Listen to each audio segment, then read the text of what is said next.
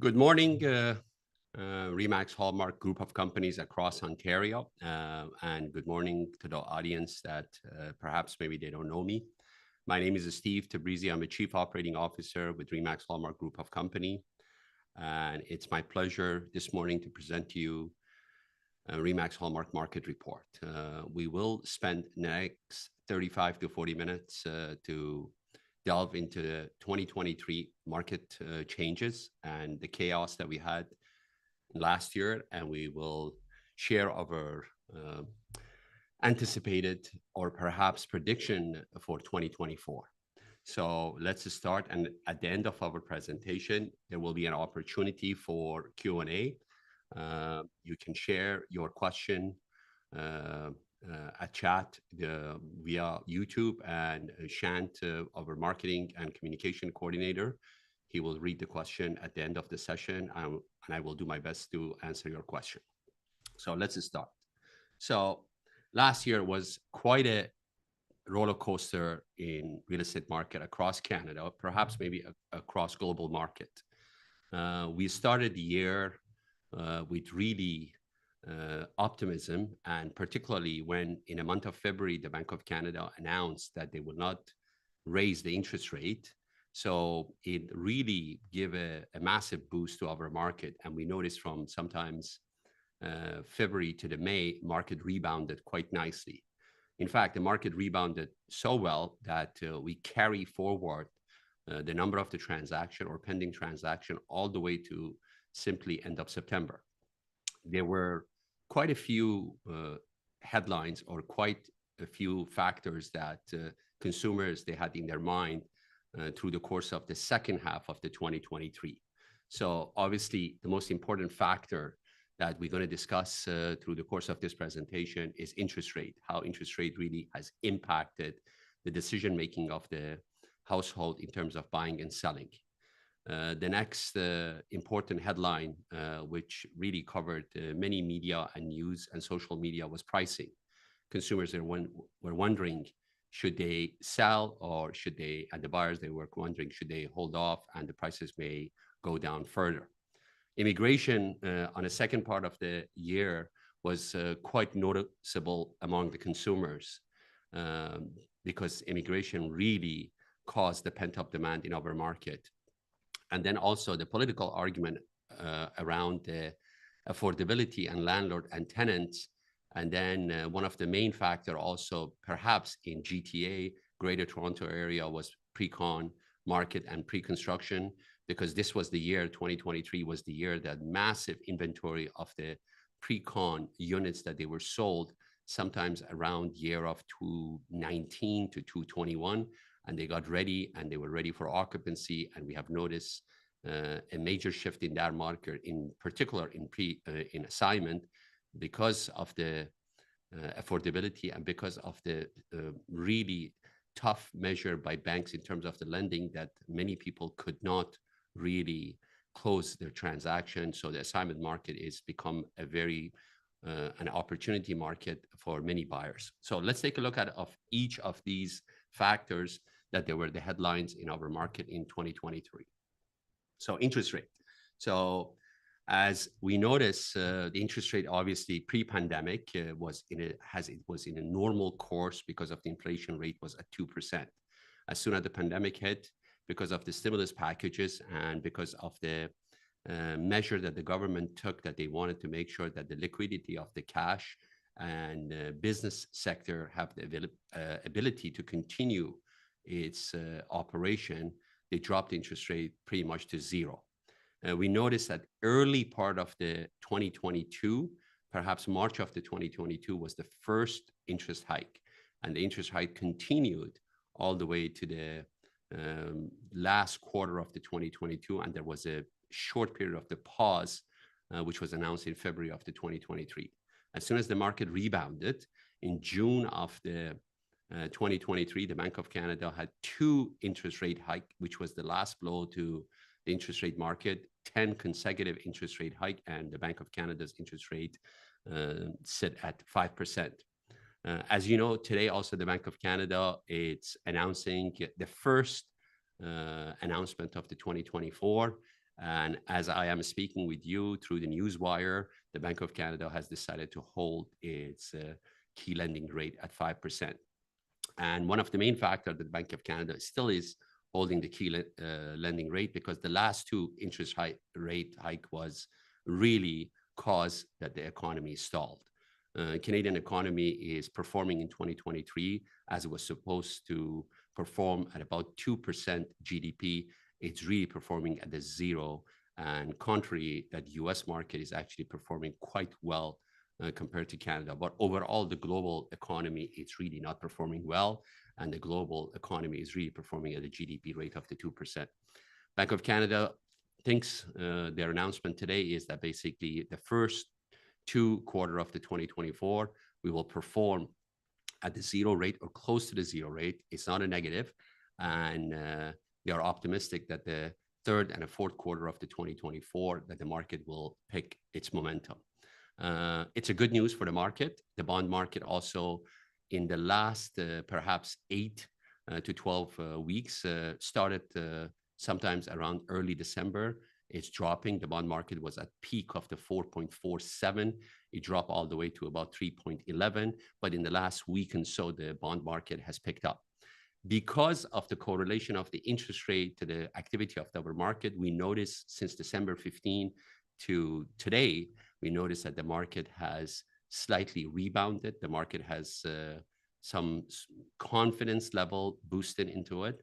And we have noticed the activity of the transaction, the inventory that was sitting on a shelf are selling. We noticed that some conditional sold it has picked up. And we are also noticing in certain segment of our market, certain areas, the multiple offer are again, it's happening.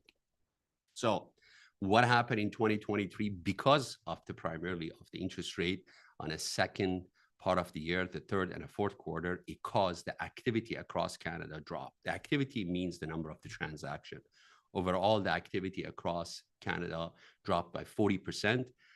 As you can remember, perhaps 2021 and 2022 was really two consecutive years of the highest number of transactions in our market.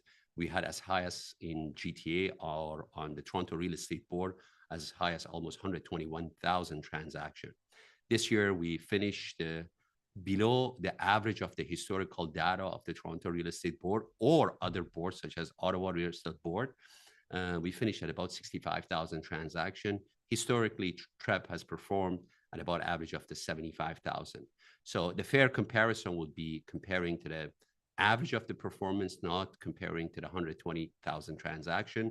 Therefore, we were down by about, to my humble opinion, about 20%. So not 40%. But as you can see, pretty much consecutive, consistent in terms of the transaction across Canada, with the exception of the Halifax area and Regina area that had only the drop of the transaction of about 15 to 20%. But interestingly, everybody thought that the market with the drop of the transaction, so the prices will drop. Yes, the prices dropped for a short period of the time, but rebound and gain its momentum by the last quarter of the 2023. And as you can see, in major market in Ontario, we are still in a seller market. What is the seller market? The seller market is the ratio of the sold listing to the inventory. And as you can see, it's below 50%. Even by October and November of the last year, although the inventory increased, but our inventory never increased above the 4 months cycle. We had an inventory of the roughly anywhere between about 2 to 3 months, and anything below the 4 months is a seller market. And now our inventory is shrinking. So Canadian market and Ontario market showed a great resiliency during the 2023, although the activity dropped by 40%. But consumers, they were really on a safe side. Why they were on a safe side? Because many consumers, they purchased anywhere between the year of 2019 to 2021 with the historical low interest rate. So they prefer to hold to their property and see how the momentum of the market is changing. So pricing. Pricing was the biggest factor, another biggest headline in our year of the 2023.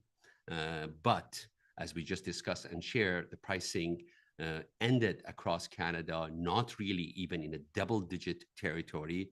Perhaps by average is about a 1% drop in average prices, because in the last quarter of the month, the last quarter of the 2023, it rebounded.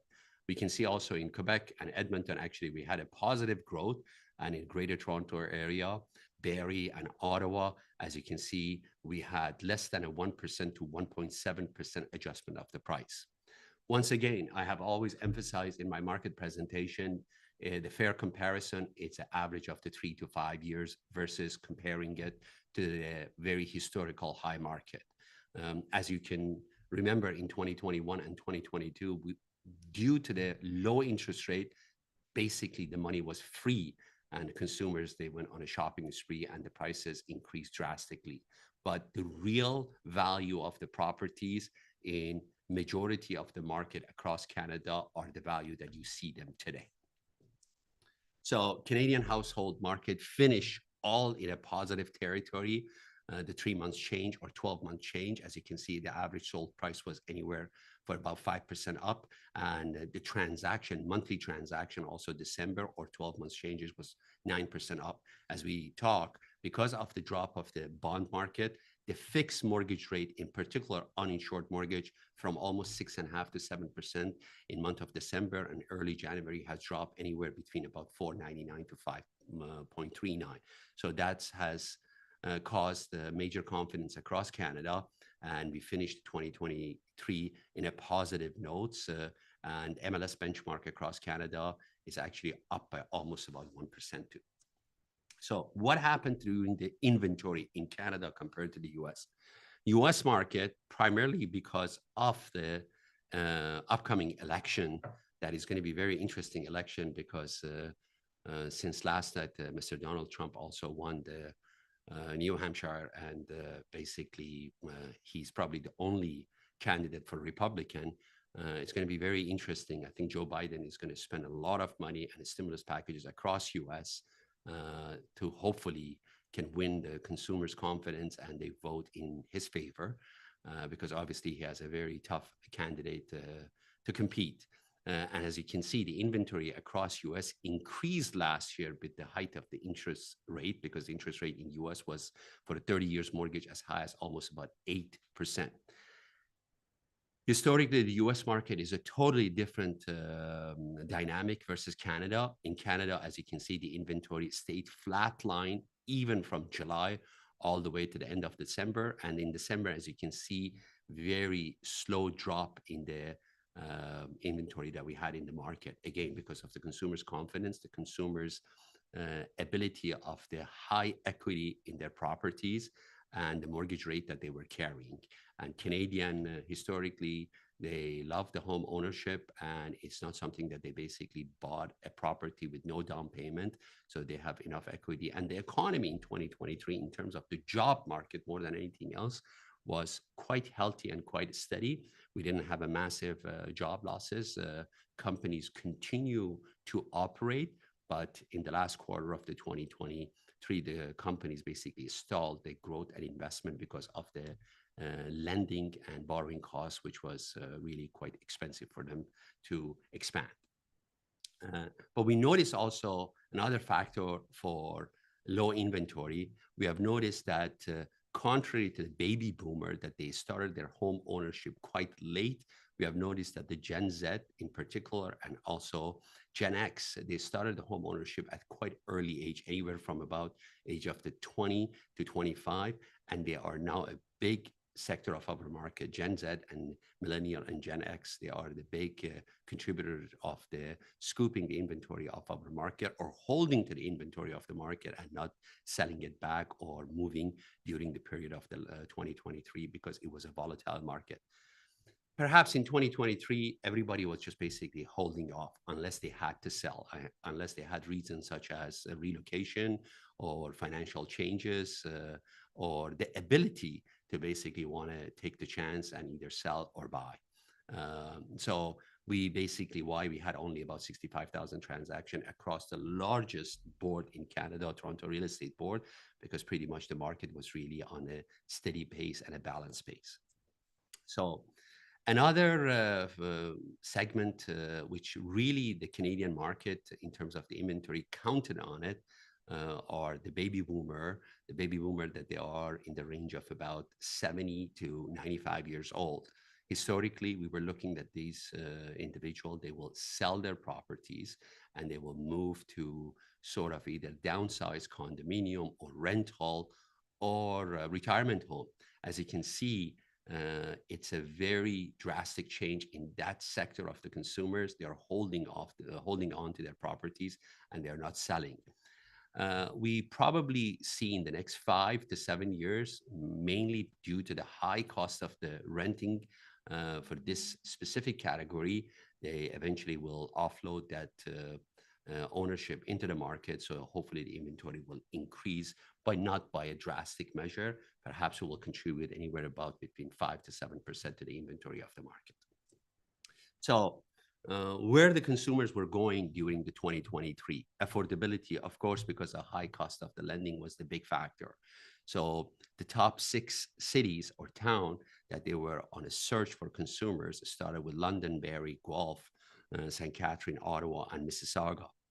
So consumers are leaving big cities. Consumers are going to the cities that they are affordability and good job market, or at least I would say reasonable commute to the big hub. Very interesting that the top 3, they were London and Barrie and Guelph.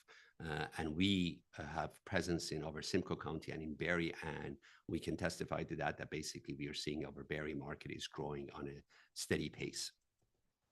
So the other headline was immigration and growth of the population. So from newcomers or Canadian, they are living in the big cities for many, many years. There was a survey was done by Abacus Data, and the survey shows majority of the people, if you take a look at it, they would love to live in a small city, live in a small county or small town. Minority of the people at this stage of their life, they prefer to live in a big city such as Toronto, Montreal, and Vancouver. And mainly it's due to the cost of living and expensive contribution of their income towards the household. And that's why the cities such as Barrie and Ottawa, they were on the top of their searches. And soon cities such as Ottawa, perhaps the center of the Ottawa will become unaffordable and people will move more to the suburb of Ottawa too. That will predict will happen in the next 5 years. So distribution of the new immigrants. Immigration has been a big center in a political arena and a big dissatisfaction by the consumers. Historically, Ontario, due to one factor, job market. Ontario is the hub of the economy of Canada. 47% of the consumer of the newcomers, new immigrants are coming to Ontario. And pretty much 50% of the immigration is coming to Ontario. And it has caused a lot of pressure in terms of the supplies and because the excessive of demand by the immigrants. Any immigrants that are coming to Ontario, for the first step, at least needs a roof. And the roof could be starting by renting a property, even if they don't enter to the home ownership. Let's take a look at also the growing demand in terms of the population. Interestingly, talk about the Barrie. Barrie is among the top cities in Ontario in terms of the growth of the population. Barrie is growing at the rate of about 3.1%. And after that, London, and then you can see Oshawa, and you can see also Ottawa in that category there. And you can see the growth in Toronto, it's sitting at the normal pace of about 2%. Uh, Interprovincial migration has been a big topic also in 2023. In Ontario, we almost, you can see, we lost almost about 38,000 people to province of Alberta, and we lost about 20,000 people to BCs. A lot of people are moving to Alberta for same reason, affordability and the low cost of the living and job market in Alberta due to the investment by the Alberta government and oil and gas sector market is rebounding and technology. Alberta government is spending a lot of money on attracting the technology hub, competing with the Ottawa market in Canada. And it has caused many people to move to Alberta. Last year alone, almost about 182,000 people moved from different provinces to Alberta. So we will see the continuation of the interprovincial migration going to the other provinces, and we will see also the continuation of the migration to the suburb or smaller cities, because that's going to be a norm factor for the future. Many people will cash out from the big cities, and they can buy with the half of the prices of what they own in the properties, in such as in Toronto and Vancouver or Montreal, to buy in the smaller cities. The average home price in Alberta, detached home price in Alberta, in Calgary or Edmonton is about $400,000. So Canada and provinces are growing faster than any advanced countries in G7 in terms of the population growth. Alberta is, as a province, is the number one in terms of growth of the population. Canada is sitting almost at about 3.2% compared to any of the organized development country because of the massive immigration policies that was established mostly between 2022 and 2023. Canada has always historically been welcoming the immigrants, and they had a very welcoming immigration policies, but the immigration policies in the last 18 months has changed drastically, some for good, some for bad, which we'll discuss a little bit down the road in a few of other slides that we will present to you. But this has caused that the Canada almost is growing twice compared to any of other development countries. But sadly and unfortunately, we are bringing many newcomers to Canada, but we are not ready and we don't have the proper infrastructure for it. So let's take a look at how the immigrants were divided and what category they were supposed to come to Canada. Historically, Canada brought permanent residents or permanent immigrant at a rate of about 350,000. That was increased in 2023 by almost to about 5,455,000. But one of the main factors was a work permit holder. It's actually surpassed the permanent immigrant with the combination of the study permit holders. So combination of the permanent residents, work and study, it's almost over 1 million people, 1.2 million people in 2023 enter Canada. Government recently announced some changes to the policies, which we shall see if those policies will work in favor of Canada or not. But as you can see, for some very strange reason or bizarre reason, I would have preferred on a personal level that a permanent residency increase in Canada, because at least those people are choosing Canada as a permanent home, permanent residence. They contribute due to the variety of the services that they receive from the Canadian government and from provinces, but also in return, they will contribute through the creation of the job and tax payment and services used into the Canada. But people with the temporary work permit or a student visa, I am on a personal level, it's against it with that massive increase when we don't have the infrastructure in terms of the housing, plus the infrastructure in terms of the transportation and also health system to support and welcome them in Canada.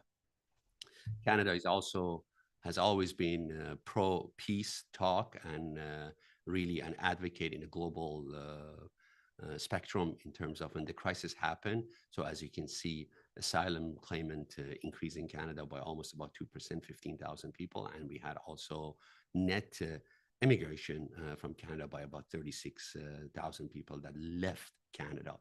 Uh, Many people, which is in the last perhaps 60 or 90 days, are talking about leaving Canada. Majority are moving to United States for the level of the services that they think they should receive here, but they are not receiving. So they're making some sort of migration to other countries. So immigration, interest rate, pricing, and then the issue of the mortgage renewal was also among the headline in the country. So as you can see, many people, they purchase almost about I would say about 25% of the mortgage holder in Canada, because we had a massive number of the transaction between 2020 to 2022, mid part of the 2022. So almost about 25 to 30% of the consumers are holding very attractive low mortgage rate. This cycle is almost at the end of it. Perhaps by end of the 2026, you will see the people will plateau in those interest rate or mortgage rate that they have, and they have to make a decision that basically in terms of the renewal. So it could have two factors or two effect when anywhere between 2025 and 2026, those mortgages, they come for renewal. Some people, they have purchased the properties and they are financially solid in terms of the employment or in terms of the saving or in terms of how they enter to the market in terms of the down payment. So they will continue with the, hopefully a regular market rate, which should sit for a 5 years mortgage anywhere in terms of the variable or fixed, anywhere between historically, anywhere between about 3.5 to 4.5. That was the pre-pandemic, sometimes around to 2019. But there will be a small portion of the population, maybe maximum about 5 to 10%, that they basically will have no other alternative because of the financial burden of the increase of the interest rate. Imagine if your interest rate was 2% and now dropped, increased to 4%. So still is a burden and still increase of your monthly payment. And there are consequences. So those people, they will enter into the market. So hopefully will increase the inventory of the market. And the market has enough demand for it that will absorb it. So there is no issue of that the market get flooded by these inventory or these home for sale, and there will be a next segment of the demand that will basically pick these properties on the market. Could they be at loss? It depends at what period of the time they bought these properties. If they bought these properties at the peak of the market, which was the 2021 and early part of the 2022, yes, there might be some break-even point, or it could be some losses. But that's the name of the game in the real estate. Real estate in Canada, historically, in the long run and in long term, has been always increasing. But there are segments in a healthy market that sometimes you lose. But I won't predict that that loss of the market will be a big portion of our market. So, condo market. Condo market was a big talk in a big city such as Toronto or Vancouver, also to some degrees in Montreal. What happened? The best metric to measure would be obviously the Toronto market. The Toronto market is still the mecca of the crane. It's still in early part of the 2023 and the entire part of the 2022. We hold the position of the number one city globally in terms of the cranes. And as I'm speaking even with you today, there are cranes across the city of the Toronto. They are continue completing their project and their construction. But what happened in the last 5 years, some of the project, they got delayed due to the major reason, which was the COVID period for about 18 to 2 years. And the project that they were supposed to be delivered in 2021, they are end up delivering in the second part of the 2023. So many consumers that they bought with the pre-approved of the mortgage rate of the 2019 to 2021 at the pre-approved mortgage rate of about 3% to 4%. Now they are facing a mortgage rate of about 5.5% to 6%, even with the drop of the rate.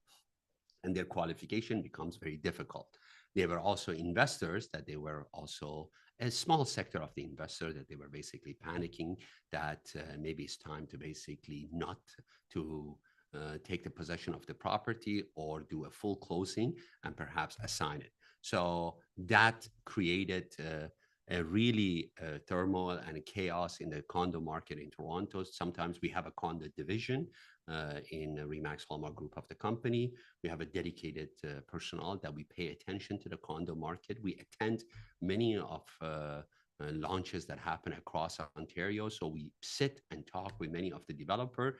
There were almost about 59 launches starting from July of the last year to almost November of the last year. Almost about, I can confidently tell you about probably about 85% of them, they paused and they canceled their launches because they could not sell at a percentage at the rate that they wanted to sell in the first 6 to 8 weeks, which is supposed to be almost about 35% of the inventory of any launch should be sales in the first 6 to 8 weeks. So they have decided either to hold off to the project and come back in the market when the interest rates are more attractive. And there were also opportunities in this market. So condo market has the lowest number of the transaction pre-launches in 2023. Almost the pre-launches inventory, basically sold units were shy of 3,000 units compared to 2021, which was almost about 8,500 units. So, and the reason is very simple. Interest rate was the number one factor that really caused that the consumers pull back and even investors, they pull back. So year to date, new condo sales falls almost by 54%. Over 50 projects remain on shelf. That doesn't mean they're canceled. We had some bad news in the market. Some of the projects that actually they sold sometimes during 2019 and 2021, and they were supposed to start even construction.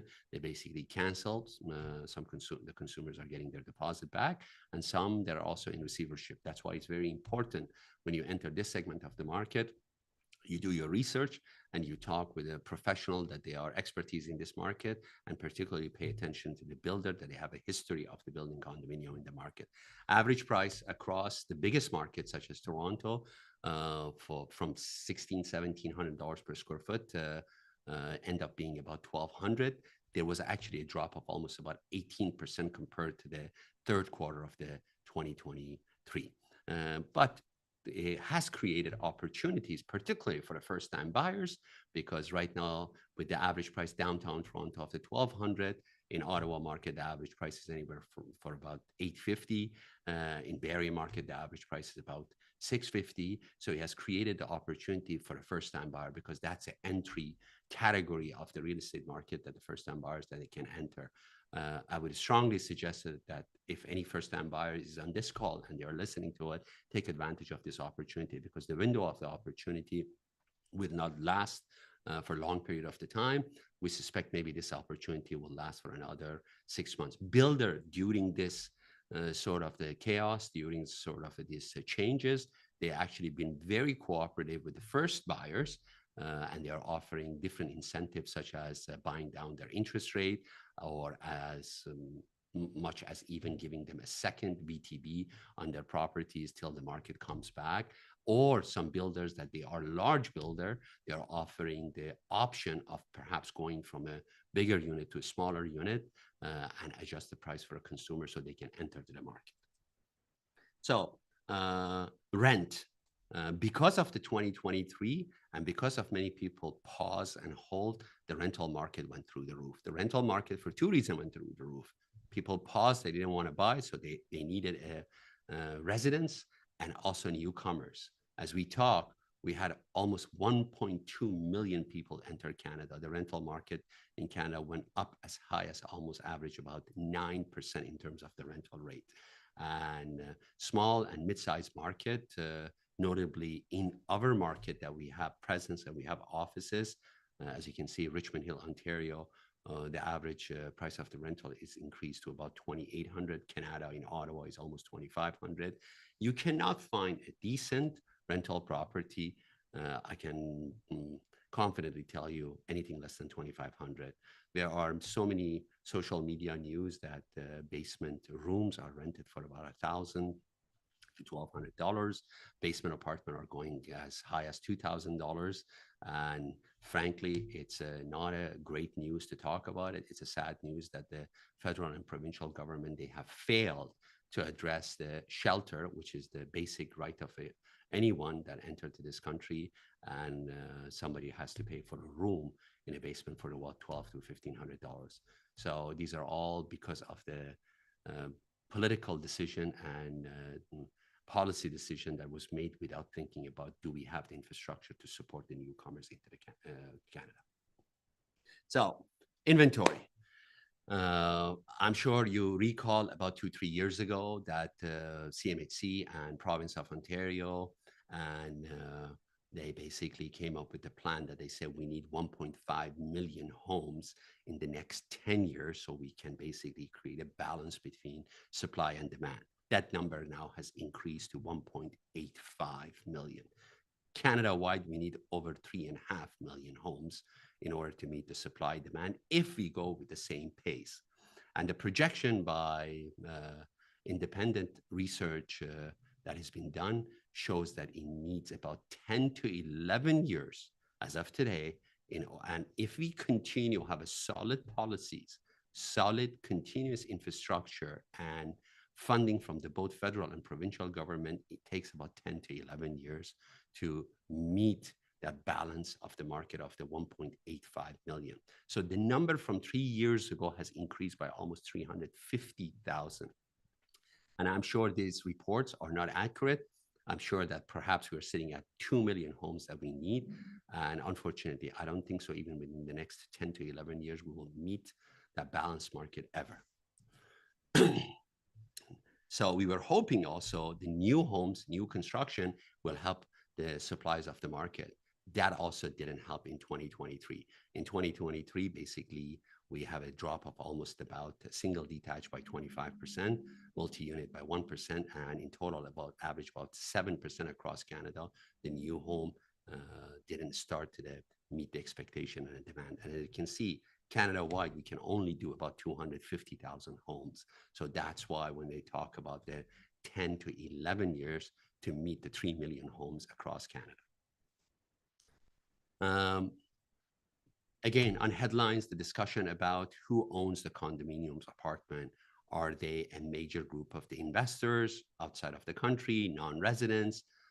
Continuously, we are researching this segment and this part of the market, and we can confidently tell you that in Ontario, almost 22% of the condo homeowner are basically either in-province investor, and out of the province investors or non-residents, out of the province residents is increasing.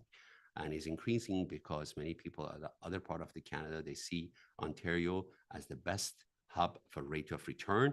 But the non-resident, which was the big talk of the media, it's really staying at the same level of anywhere between 3.5% to 6% across Canada. The biggest number is in British Columbia, and the British Columbia outside of the country or non-investor residents is increasing it. But also one interesting factor is the business sector.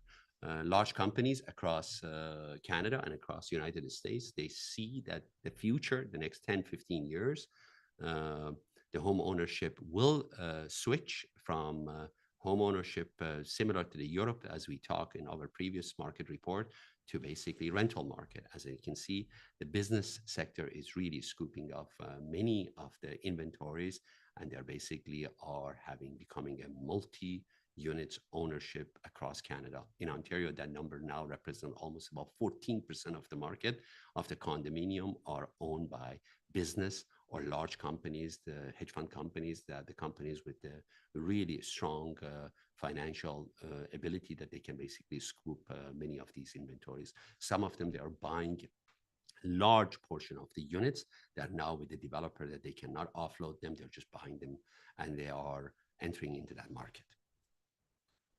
So standard of living at the standstill. Canadian market, unfortunately, the standard of living is dropping, is not increasing because, again, of the bad policies of the increasing of the population. In US, even today's Bank of Canada's announcement, the Bank of Canada's governor mentioned that the US economy, it's robust, is in at the rate of the 3% of the GDP is growing.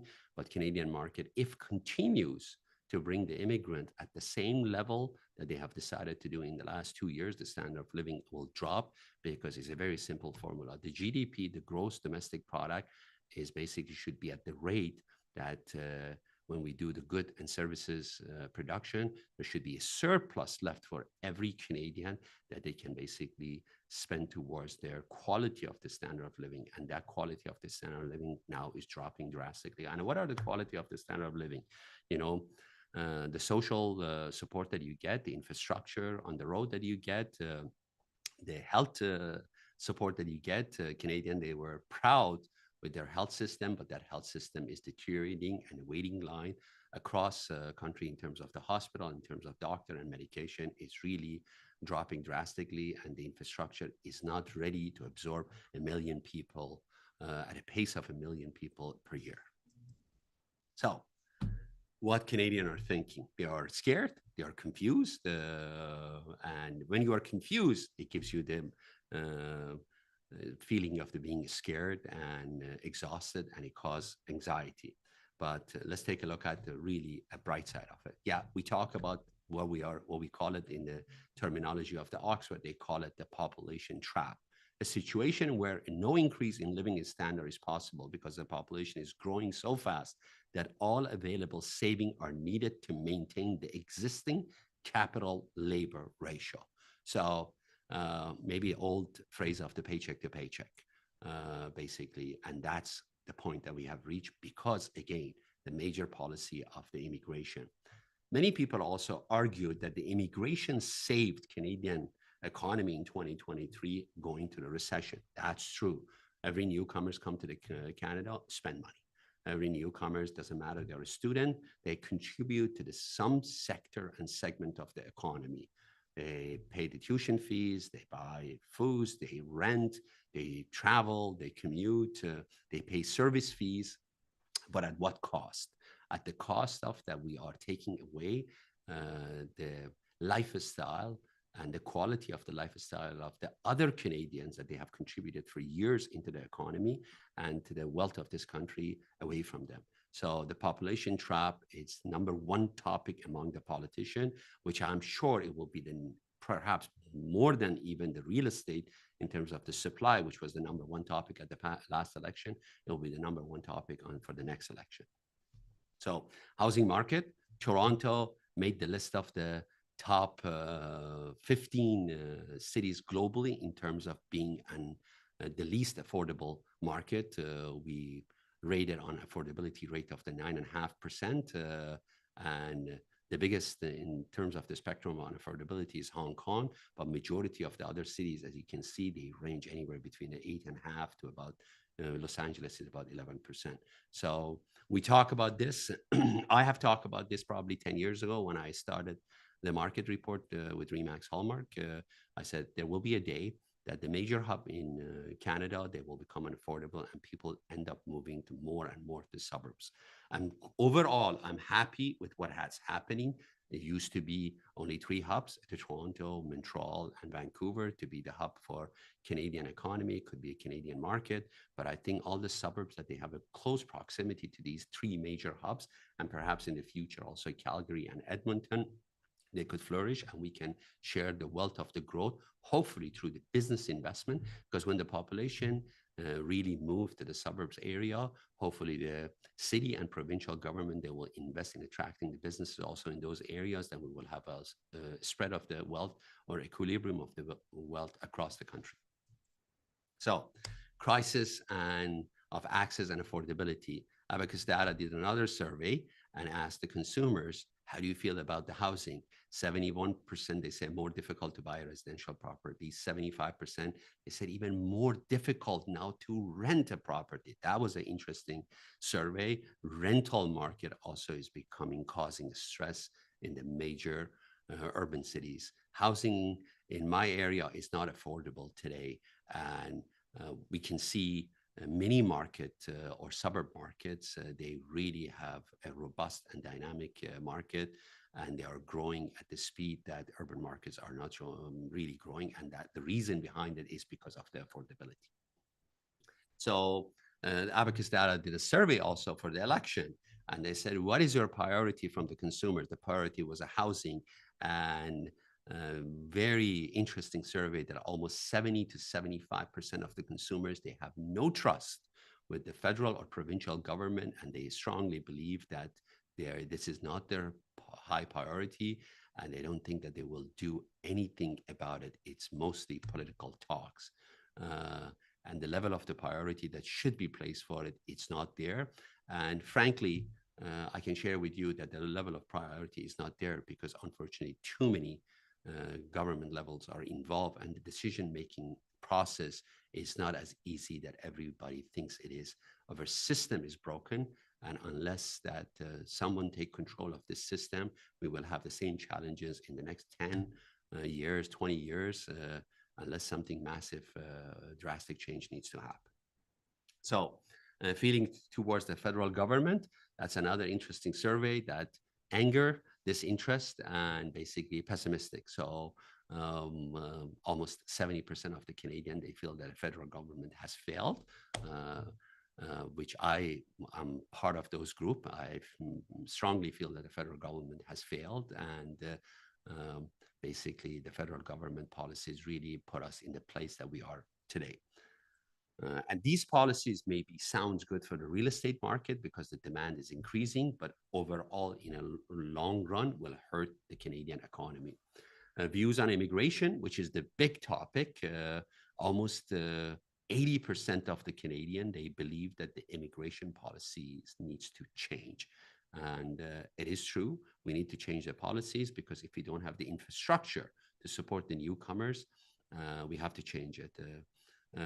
Unfortunately, Canada, because of the negative birth rate, needs immigrants in a different sector, different labor sector, from the basic worker to professional doctors, engineers, scientists, to make sure that the operational of this country continues as effectively as supposed to do.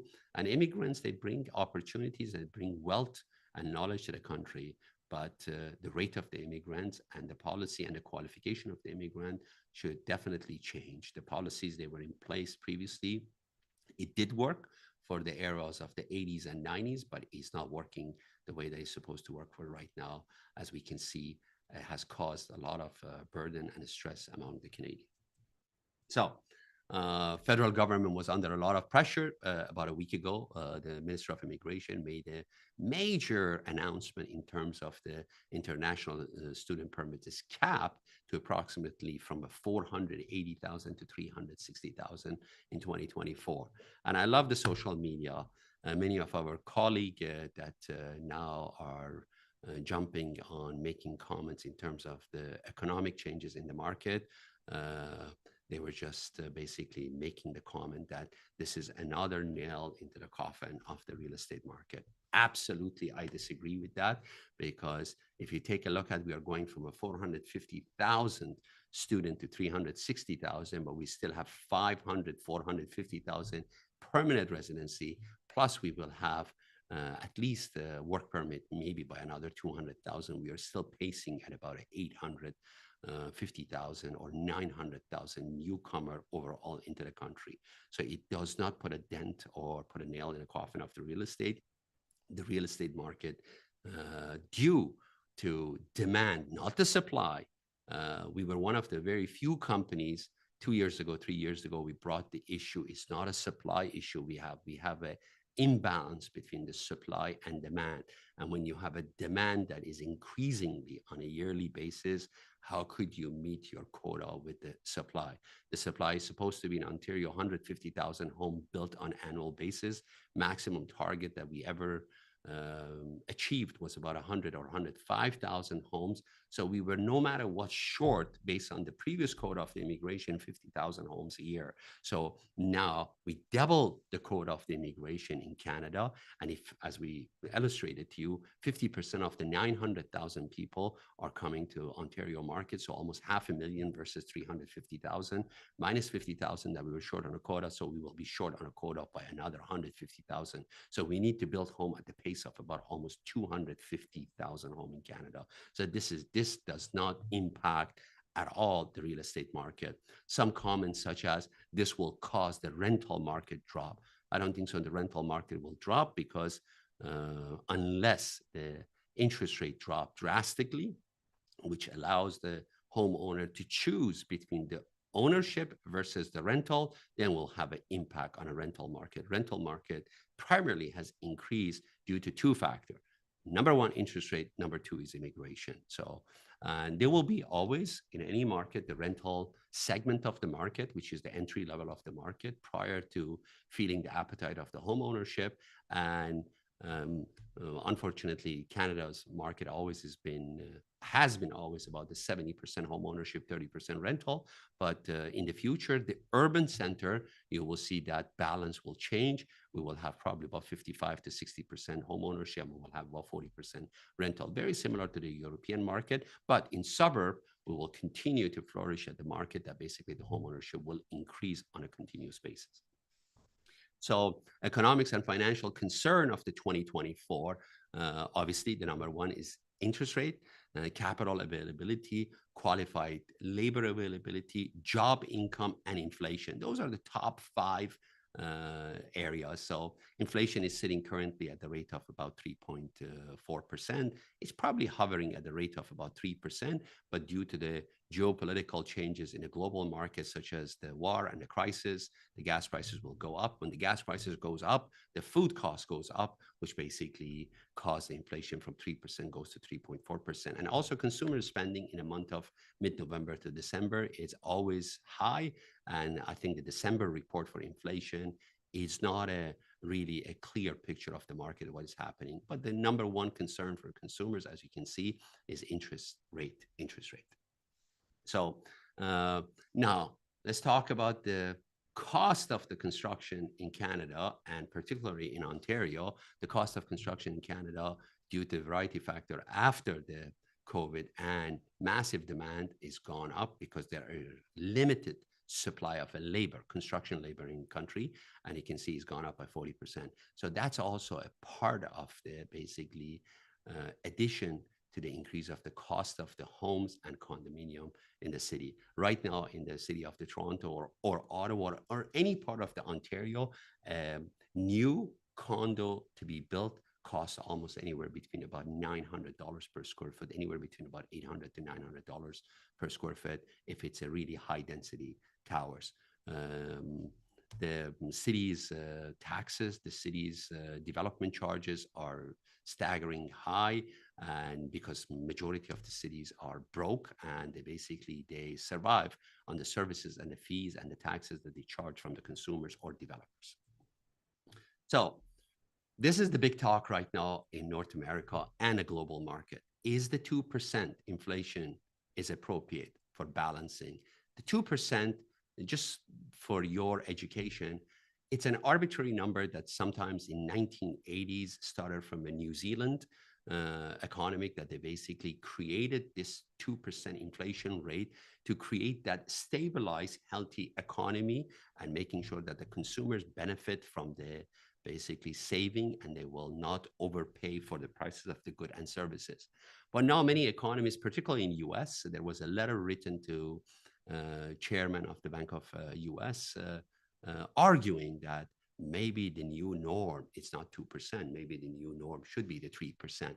And they actually proved to him that if the inflation rate is set for the next 2 decades, or maybe for the foreseeable future at 3%, it does not have any impact on a consumer's really spending and any burden on the consumers. It does have some impact in terms of the bond yield and basically the mortgage rate, but maybe the whole dynamic has to be changed. Because if you pay attention, in the last 3 years from the 8% inflation rate, we managed to come down very easily to 3%, but we are stuck not only in Canada, across US, across the Western Hemisphere, we are really stuck with the 3% rate, and it's not coming down as much as we want. But the Bank of Canada and the Bank of US are adamant that no, it is doable, and they are forecasting, Bank of Canada this morning forecasted that in the second part of the 2024, they're hoping that the inflation rate will reach the 2%. We shall see. So housing strategy. The solution for Canada is a housing strategy. Housing strategy got to be a national housing strategy. It's great that Mr. Trudeau or Liberal parties, they are traveling across different towns, different cities, and they call it accelerated fund. And they are basically holding the cities and township and municipalities accountable. If they issue further permit faster, they get funding from the federal government. Conservative parties, they just reword the same thing. They call it the support of the cities. They don't call it accelerated. Same as NDPs, they are doing that. It's amazing you can throw the money, but how could you build these homes? We are in the shortage of the labor of the construction. If we need to build 250,000 homes across Canada continuously in the next 10 years and 200,000 homes in Ontario on a continuous basis, on a yearly basis, we need qualified, skilled workers. Maybe the immigration policy should be more towards the bringing skilled worker, temporary worker, and work permit should be the basic construction worker. But unfortunately, if you read the policy, they have allocation for the management of the construction workers, but they don't have the allocation for the skilled worker. So you can give me so much money and you just say, go build 200,000 homes. If I don't have the trades, I cannot build homes. So the strategy should be on a municipality's land development, meaning that basically they have to continuously approve land rather than waiting for a developer comes across and asks for the development. If you take a look at the official planning of the major cities in Canada, it goes some of it as back of 1984, 1985, which was the biggest development growth that we had in Canada. And then they have just simply amended the official plan, but there is no plan. Large land banking needs to be stopped. Many developer, maybe this is not the comment some of the developer or investor maybe on this call they like, should be limited because many people are buying the land and they are land banking it without developing it. So the municipalities gotta enforce the approval of the land development and enforce a cycle that when and how should be developed. Construction labor, we talk about it, and also in any other countries, such as the Netherlands, such as Sweden, that they really have balanced the supply and demand of the homes. They have tax relief and grant for developers. You know, yes, it's nice that you get a HST rebate or accelerated for a developer if they do community housing or low-income housing, but what they are neglecting is the cost of the building these units. So if you don't get a tax relief, or if you don't get a grant, or if you don't get a crown corporation lands that we have many across Ontario to build on those on a 99-year lease, affordable housing will never appear in this province or across Canada. So what is on the mind of the consumer for 2024? Of course, interest rate. Everybody in the last 48 hours is asking me, what do you think is going to happen? My bet was very simple. He will not increase the interest rate. It's as much that many practitioners are in this calls. And as you notice, the lower of the mortgage rate, not interest rate even, mortgage rate caused in the last month and this month of our market is really rebounded and stabilized it, perhaps maybe too fast. And that's another concern now for the Bank of Canada. We watch our market very closely. We watch our activity of the showing. We watch the open house activity. We watch the conditional sold. We watch the inquiries about the multiple offer in our market across Ontario because we have presence across Ontario from eastern border of the Ontario all the way to Muskoka, all the way to Oakville and Lake Ontario in the GTA. So we have noticed as soon as the 5 years mortgage rate is dropped, we notice that the demand is there. So the demand is there. Demand is just waiting for interest rate. And the demand, the smart demand is realizing that I will not have the interest rate of the pandemic of the 2% or 1.5%, as long as I end up in the interest rate of anywhere between 4 and 4.5%. So I will basically jump and buy the properties. We have also noticed in the last 6 weeks from December listing price compared to the January's listing prices has increased by, I would say, independent of the segment of the market, almost anywhere between about 5 to 10%, the listing prices are increasing because the demand is there. So interest rate is the number one in the consumer's mind, is supply and demand. And when will we peak again? This is the question that the sellers, they have. 2024 will be more active than 2023 23, but not by much. We probably end up doing about 75,000 transactions, which is the average of the Toronto Real Estate Board. Why I mention constantly Toronto Real Estate Board, because it's a base measurement of the Canadian market. Ottawa board historically does about 16 to 17,000 transactions. Last year did about 13,000. Toronto should do about 75 transactions. Simcoe board now is a part of the TREB. So we will see very easily anywhere between about 8 to 12% increase in activity. Prices all depend on the interest rate.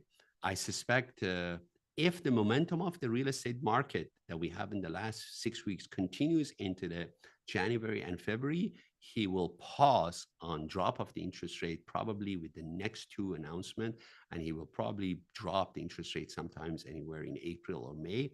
And as much that many economists are, I'm not an economist, as it is full disclosure, they think that the rate will drop anywhere from what 0.75 to 1.5% in a Canadian market. I disagree. I think the Bank of Canada's government is very aware and savvy of the demand. He realized that demand is there. Demand is wealthy. Demand has money and the financial means to enter into the market. So he does not want we go back to the chaos of the 2021 to 2022, which is not good for anyone. It's not good to have a fake market that the prices increase on a month to month by 20, 30%. It's good to have a healthy market that the prices increase by average of the 7 to 9%. The prices should not increase on a double digit if you want to have a healthy market.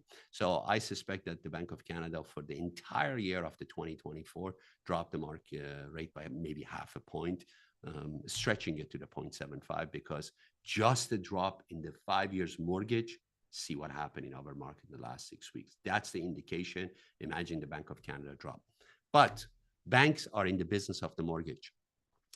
Most banks, they carry majority of the portfolio of their business, anywhere from about 29% to about 45%, such as RBC. 45% of the portfolio of their business is mortgages, because from the mortgage, they segue to the other businesses and other offering to the consumers. So it's a big item on their list of the business to do. And the bank, be ready in the first quarter of this year. They will offer attractive packages, talk to your professional to make sure that basically you get the right product when it comes into the market.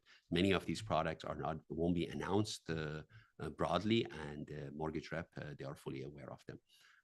So time will tell us what will happen by the end of the 2024. So best bet for 2024, industrial resale, because of the hybrid model. This is still continuing to grow, has had a massive growth in terms of the price in the industrial unit, and anyone who is in investment market should really do multi-family residential housing with the different changes with the government policies and the city's policies are on a peak, and it will be in demand in the future. Necessity-based retail property. This is basically a small retail plaza, grocery, Shoppers Drug Mart, accessibility to the necessity of the anything that the consumers they need for day-to-day of their life. Those are the three segments of the betting the property. Another segment that I strongly feel that the next 5 months, if you are an investor or even first-time buyer, or you are looking to invest for your children's, is the condo market.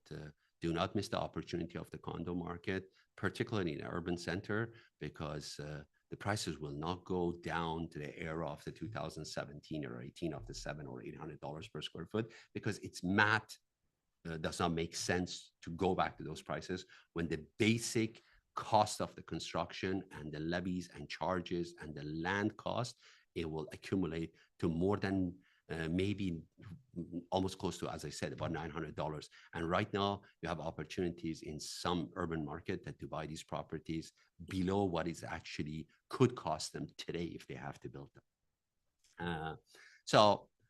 Last part of our presentation, Remax Hallmark continuously become the #1 real estate brand within the Remax of the network across Canada and across many in competition across many areas that we service.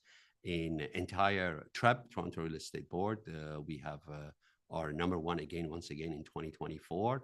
And we are number one due to the variety of reasons, due to the over 2,000 professional realtor that we have, due to the training and support and the leadership that this company operates and run, and the services and the presence of the many market. We have top-notch, top producer agents. Congratulations to practitioner in the GTA, anywhere from Oakville all the way to the Durham region. So city of Ottawa, once again, we are the number one in the market, beating all of our competition. We have close to about 400 professional practitioners from the western of part of Ottawa to the eastern, across 5 of our offices. Congratulations, job well done, and look forward to another great year of the 2024 with you. Durham region, it's killing it. You know, young professional, many of them less than 10 years in the business, but dominated the Durham region in terms of the listing and the transaction. And we have a presence across 3 offices in Pickering, Ajax, and Whitby there.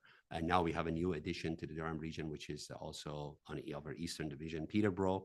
Peterborough will took over sometimes in June of the last year, so our numbers are not yet there for a full cycle, but you will have it. Simcoe County, my God, congratulations. When I saw these numbers, you have done such a fantastic job, blowing every competition out of the water. And take a look at it. This is your numbers. Over 270, 280 practitioners, along with top teams in the country, and many teams in our company across the province of Ontario, basically superseding the expectation of the market and providing exceptional service to the consumers and the clients that they basically serve on a daily basis. Congratulations to the Simcoe County too.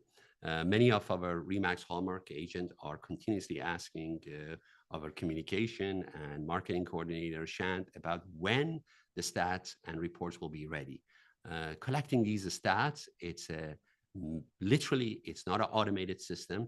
It's really a manual job that we have to collect, we have to study, we have to verify, because we have to make sure that we are basically making a proper disclaimer in terms of these market. It takes time, but Shant advised me that the market report will be ready with stats for each region, each segment, which is almost over, God knows, hundreds of them, by sometimes in January 26. So stay tuned. In a few days, we will have them ready, and we will post them on Remax Hallmark Hub. Thank you very much for listening to me. And now it's time for any question if you may have. Hey, Steve, thank you very much. A lot of good information there. And we have a lot of positive feedback on the YouTube stream. I'm going to start with our first question, which came with the patient, from Jennifer Dutton-Munn. The question was, do you know the rate of home ownership without mortgage within the GTA? I don't have the exact figure, but the mortgage holder across Canada, among all the homes, are about close to about 75%. So I assume should be in Ontario or in GTA, maybe about 20-25% of the people that they basically are mortgage free. All right. And majority of that sector is baby boomers. All right. So next question comes from David Brown up in Simcoe. First, he says, bravo, Steve. Then he also says, please explain the role the U.S. election spending and spread in mortgage rates will have on interest rates here in Canada. David, I'm glad that you reminded me. I forgot to talk about that. So Canadian market, we get lucky. So if you take a look at the history of the Canadian market in 2008, when the US market crashed, because of the great policy decision during the era of the Mr. Harper as a prime minister to bailing the banks in Canada, of a recession in 2008 lasted from October of 2008 to March of 2009. We had a little bit of the blips in 2012 with the condo market, but then with also the measure by the provincial governments, the market really rebounded nicely. Then we had a blips in 2017, Housing Fair Act, Kathleen Wynne, and the stress test mortgage. And a lot of people, they were angry about the stress test mortgage. But let me emphasize, the stress test mortgage has saved many Canadians in the last 2-3 years because they got approved not at the rate of 2%, they got approved at the rate of the 4%, or they didn't get approved at the rate of 3%. It was always 2 points higher. So it was a great policy that was basically implemented. And in 2000, end of 19, early 20, COVID, again, the stimulus packages from the federal government, the labor subsidy save us. But now US market inventory is high, their economy is good, but then when the Bank of Canada this morning talks about the American economy is growing at the pace of the 3.2% GDP, everybody forgets about the question why. This is the election year. Presiding president, Mr. Biden, going to spend so much money, stimulus packages, job creation, grant, loan funding to the businesses to make sure all the states are basically, hopefully, are in his favor and they vote for him. So the same thing, if Trump's going to be the candidate for Republican, he's going to make a major announcement in terms of the promises, what he's going to do. So every time the US market is good, it will impact the Canadian market. So that's the question that the David basically was alluding to it. So because we are the biggest partner of the US, we are the #1 exporter to the US. We are their biggest client. So by default, our economy will perform in a decent rate. The issue only as long as we can have a balance of between the exchange rate that hopefully right now it's staying pretty steady, 75 cents to 76 cents. Well, I see the US election is actually beneficial for us beside the show that we're going to have for the next year, and we're all going to have a fun every night we go home.